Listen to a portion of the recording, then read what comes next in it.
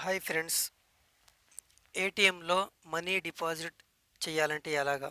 First international కొట్టండి. తర్వాత interface ఇలా వచ్చింది.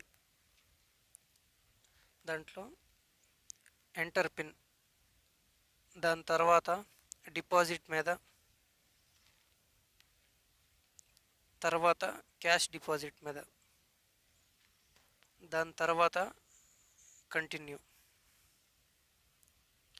ఒక 99 నొక్కండి.